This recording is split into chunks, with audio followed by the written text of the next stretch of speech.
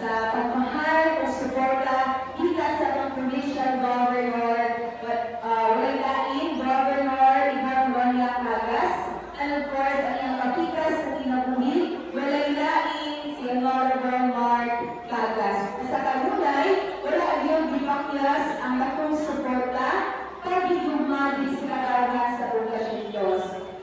It is well known to each one of us ang barangay Poblacion Dos na sayo kita nga, nabuhi ka nga wala kita ila or wala tayong PA.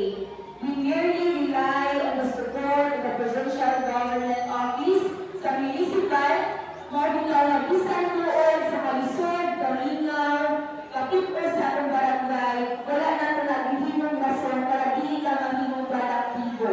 Epektibo na isip na umaalaga diha sa katawan sa Poblacion Dos. Kinay, hindi mo na ito siya challenge or motivation for us to develop, to acquire progress, kung maangkonsab na ito ang unity o kalabuan sa barangay Poblacion Dos.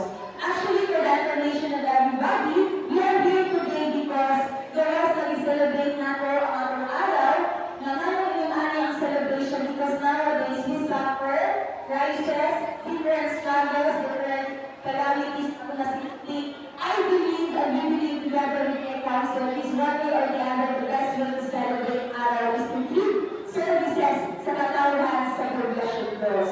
So, kami magpasalamat sa medical mission team sa Provincial Government Office, gabi na ng Roxanne, sa mga doctors and nurses, o sa mga tao na nagsuporta ni dito sa probinsya, together with my DHW, o sa mga barangay functionaries. So, I welcome everyone na katawhan sa barangay Poblacion Dos, na sana sa kung binabalik-balik kutingon ang atong barangay Lano at ang agli para sa tanan. Huwag ka pipiling na seka, Katoliko, Muslim, Iglesia, agli tanan para sa tanan yung atong barangay. Sa inyong nakita, sa kung pagpulit din sa barangay Poblacion Dos, nakita ninyo na nagpapiling kira ko ng atong mga trabahante na Muslim na sila o Iglesia. Wala tayo ditangkal because I believe when it talks about service, it's not just about political color. I should acknowledge and consider the value of service and unity na mao'y maghatag o kalambuan sa katawhan sa Poblacion Dos.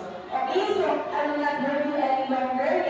Nagtulog ko, nga kalikatawahan din sa Poblacion Dos na nandiyan po din sila na ikaw at naninuwa na maka-update sa servisyo kita sa probinsya sa Davao del Sur. So, on behalf of the Barangay Poblacion Dos Council, magpasalamat na lang dinugaan sa medical mission team. Salamat din kaalos sa inyo na si Kasi.